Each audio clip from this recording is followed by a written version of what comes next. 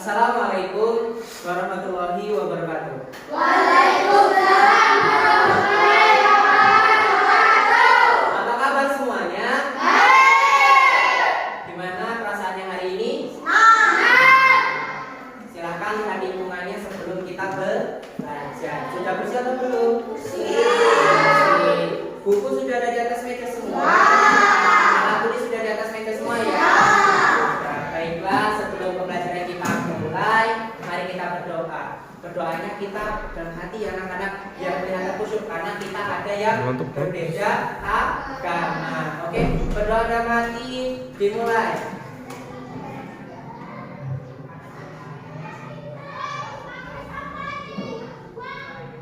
Doa selesai. Ya. Oke, kemarin kita belajar tentang sejarah Indonesia. Kita sekarang masuk ke bab 8 ya. Bab 8 itu apa? Bab 8 itu kegiatan ekonomi di Indonesia. Tujuan pembelajarannya apa? Kita mau mengidentifikasi warisan daerah di Indonesia terutama. Kita lanjut.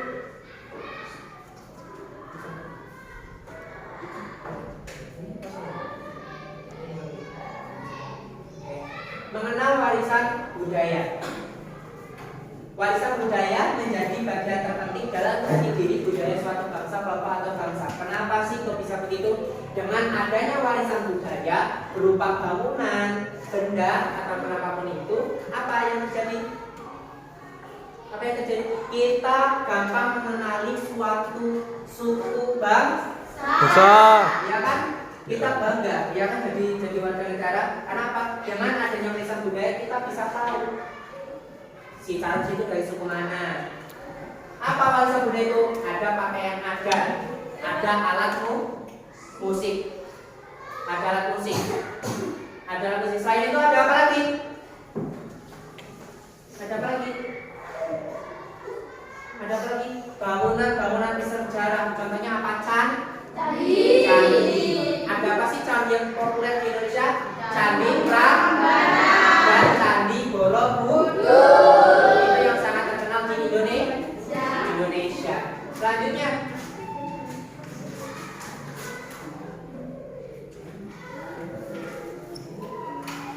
nah, warisan budaya benda. Warisan budaya berupa benda itu disebut dengan tangible. Oke? Tangible. Kebudayaan yang dapat dilihat dan dirasakan oleh panca indera. Yang dapat dilihat dan dirasakan oleh panca indera itu contohnya bangunan bersejarah. Contohnya candi, ya kan? Candi tadi, candi yang paling populer apa? Candi Prambanan dan Borobudur itu. Selanjutnya, terus selanjutnya adalah warisan budaya tak benda, intangible. Kebudayaan tidak semua terlihat, namun dapat diketahui keberadaannya. Kebudayaan tidak semua terlihat, namun dapat diketahui keberadaannya. Contohnya ada tarian, pencaksilat. Kenapa bisa dibilang begitu, Pak? Misal kayak pencaksilat. Kalau tidak ada yang mewariskan, kalau tidak ada yang menurunkan, maka apa?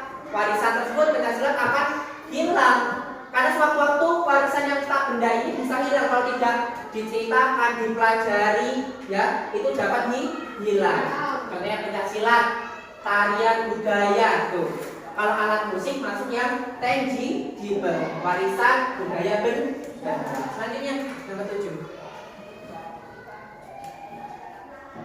Nah, kegiatan ekonomi masyarakat. Yang pertama itu ada usaha pertanian. Pertama, di Indonesia itu iklimnya tropis dan mempunyai dua musim. Apa musim apa? Hujan dan kemarau. Usaha pertanian itu sama mendukung di cuaca tropis. Kenapa? Didukung oleh iklim tropis, curah hujan yang tinggi, sinar matahari, dan tanahnya subur. Apalagi di Indonesia itu banyak banget yang namanya dataran tinggi yang disebut dengan pegunungan. Ya kan? Pegunungannya tuh bagus, ya enggak? Pegunungan yang bagus apa? Misalnya, semakin banyak pegunungan yang subur, banyak tumbuhannya, banyak pepohonnya, maka otomatis daerah pegunungan itu akan subur. Selanjutnya adalah di sini, oke, usaha kehutanan memberikan keuntungan ekonomi bagi masyarakat. Usaha kehutanan itu berupa karet bisa ada, oke. Pertama, kalau bahasa kita Jawa itu diberes dhisik, diambil getahnya. Untuk mengambil getahnya itu kita harus beres dulu, ya. Kita lukai bagian batang pohonnya agar keluar getahnya, lalu ditampung di sebuah mangkok, ya. Setelah dituang, jangan sampai sore. Biasanya orangnya ngasih yang namanya apa? Cuka. Supaya apa? Karetnya mengeras, beku. Kalau tidak begitu, nanti kalau kena hujan maka akan hilang, ya. Kalau kena hujan hilang. Oke, selanjutnya adalah usaha di bidang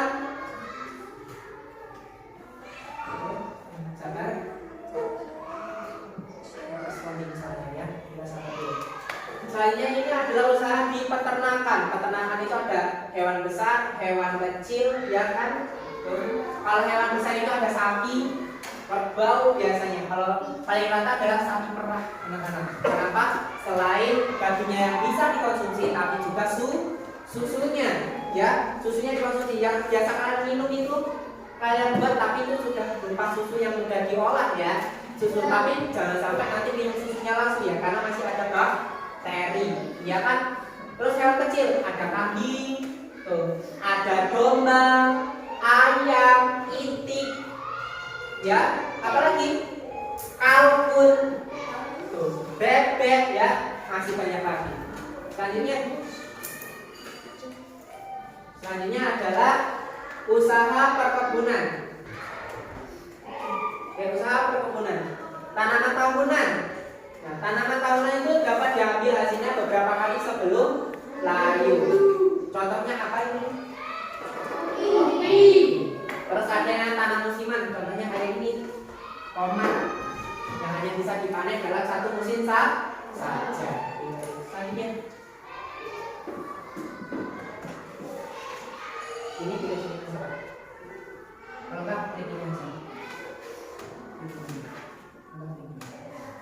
Terus ada yang namanya usaha perikanan, penggunaan pancing, jaring, ukat, sonar, dan mesin pengolahan ikan merupakan usaha perikanan.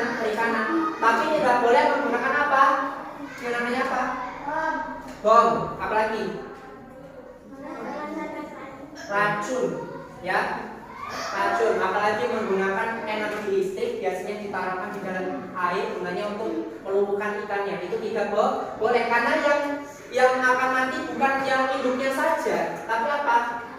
Anak-anaknya juga, yang kecil-kecil juga ikut mati, ya. Terus ikan air payau biasanya dikembangbiakan di tambak. Ini contohnya nih, tambak nih. Banyak banget di daerah, biasanya di daerah yang dekat-dekat sungai. Biasanya mereka memang di bidang perikanan. Di laut pun banyak biasanya. Tuh. Selanjutnya, usaha pertambangan. Nah, siapa di sini bapaknya yang penambang? Enggak ada. Rata-rata di sini pekerjaannya apa, anak-anak? Petani, wira swasta. Apalagi? Buruh, ya. Buruh tuh contohnya. Usaha pertambangan. Mineral logam itu beda, emas, perak, besi, aluminium, timah. Emasnya kita aja mahal. Di mana pertambangan besar emas yang ada di Indonesia? Di mana? Papua. Namanya apa? Freeport. Ya, PT Freeport tuh. Kalau kalian tahu PT Freeport kan? Tahu kan? Di sana merupakan tempat penambangan paling besar di Indonesia emas. Bahkan dalamnya aja sampai dalam banget. Ya kan? Padahal ibarat kata, kalau misalnya air laut itu ditumpahkan, mungkin bisa kosong lautnya. Bisa seperti itu. Terus selanjutnya adalah ini non logam, ada kayu kapur, belerang, ada pasir, asbes, sama intan. Nih, batu, kapur, belerang. Terus minyak itu ada minyak bumi, batu bara, dan uranium. Masih banyak lagi sumber energi. Ini Kendaraan ya kan, kendaraan kita.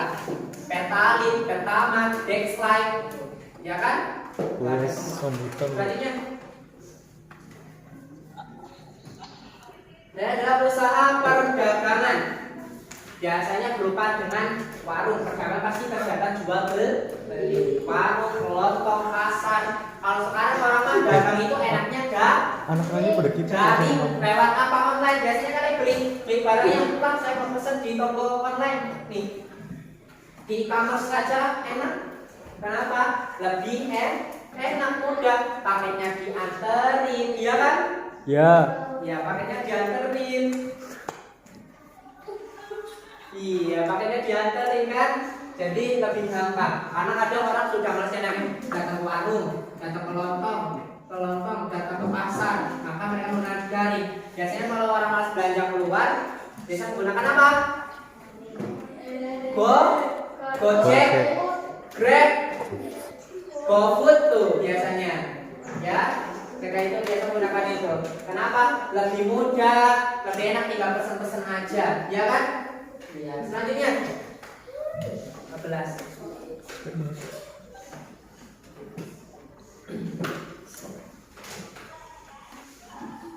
Usaha jasa, jasa transportasi, jasa keamanan, jasa kesehatan. Kalau dokter itu bekerja di bidang apa? Kesehatan. Sahur. Jasa di bidang, kalau dokter itu di bidang apa? Hah? Jasa kesehatan. Jasa apa barang kalau dokter? Ya, dokter itu di apa? Dokter itu di bidang barang atau jasa? Yang sambutan. Jasa, mereka menjual jasa. Kalau Yang tukang sambutan. cukur rambut, Kamu sama siapa? hah? Jasa, tukang rambut itu jasa. Yang sambutan Terus siapa kalau aja, kamu sama misalnya siapa? ini perawat, jasa. Jasa keuangan contohnya orang-orang yang ini apa namanya di bank itu jasa keuangan ya. Jadi itu akuntansi itu jasa keuangan. Oke. Sekarang selanjutnya jasa pendidikan contohnya apa? Guru.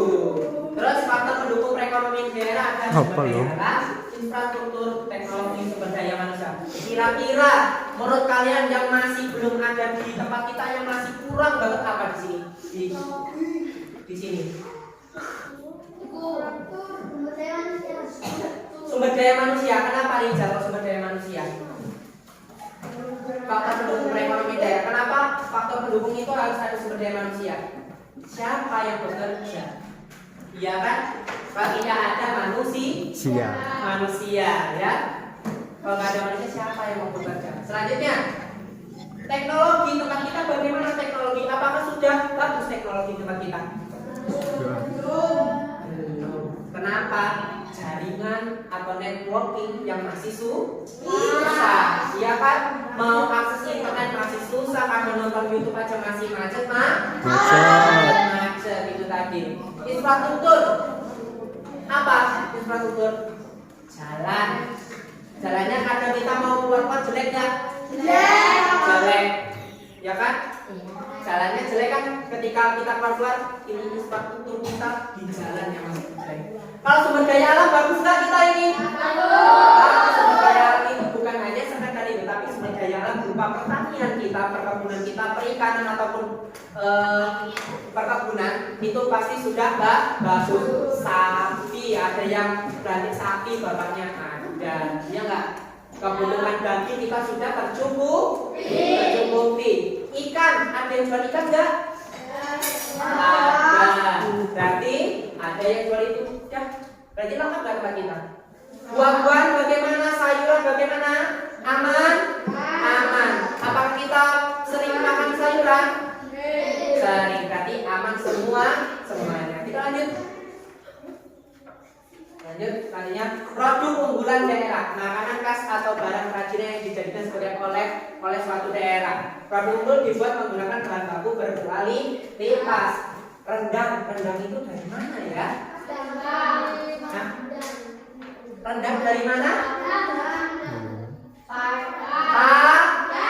Padang itu Sumatera, Kenapa kok biasanya ini dijadikan suatu oleh-oleh atau banyak banget rempah-rempah.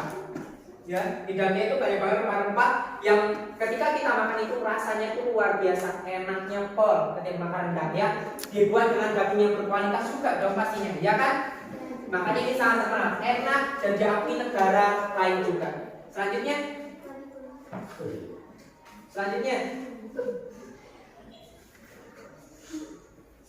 adalah ekonomi kreatif. Ekonomi kreatif itu menggunakan ide. Kenapa? Oh, di sini ada yang bekerja sebagai freelance. Freelance itu adalah orang yang bekerja sebagai tenaga harian. Biasanya melewati online juga. Ada yang bekerja di TikTok apa namanya itu di TikTok namanya? Affiliate. Lihat, biasanya ini apa namanya? Live di TikTok. Ya bajunya ukuran M, ya kan? Ukuran M, L, ya kan? Dan beli itu biasanya itu affiliate. Mereka membuat konten, membuat video gunanya untuk yang namanya berjualan. Ini dia yang dimaksud dengan gagasan atau ide yang kreatif. Kekuatan informasi kita bagaimana? Akun kita tervalidasi atau enggak? Semakin followers kita banyak, maka semakin akun kita tervalidasi. Biasanya cetaknya warna apa? Nah, yang terakhir adalah nilai kreativitas produksi. Kenapa dengan nilai kreativitas produksinya? Bagus, bahannya bagus, bersih, rapi. Kalau baju itu biasanya jahitannya rapi, berkualitas banget ya. Itu tadi. Oke, ada yang mau ditanyakan soal materi hari ini anak-anak? Tidak. Nah, sekarang saya mau tanya ke anak-anak. Kira-kira pencaksilat itu merupakan kegiatan kira-kira termasuk warisan budaya apa nih? Intangible.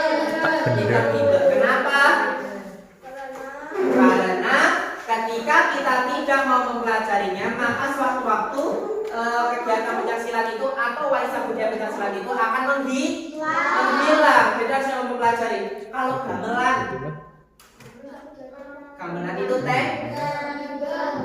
tangible, ya, tangible. Kenapa? Itu termasuk warisan benda, terlihat ya anak-anak ya. Itu tadi. Oke, anak-anak sudah tidak ada yang mau bertanya lagi? Tidak. Oke, jadi hari ini kita belajar tentang mengenal warisan budaya benda dan warisan tak benda. Kesimpulannya kita belajar tentang mengenal warisan budaya. Kenapa sih warisan budaya itu harus kita kenal? Karena untuk mengenali jati diri kita, harus kita dari mana? Juga suku kita apa? Misal itu makanan khasmu apa? Suwit. Berarti otomatis dijawabnya dia dari mana sukunya? Untuk mengenali jati diri, informasi diri kita berupa suku ataupun budaya kita, ya. Paham anak-anak? Paham. Baiklah, sekian dari saya. Kurang lebihnya saya mohon maaf. Assalamualaikum warahmatullahi wabarakatuh.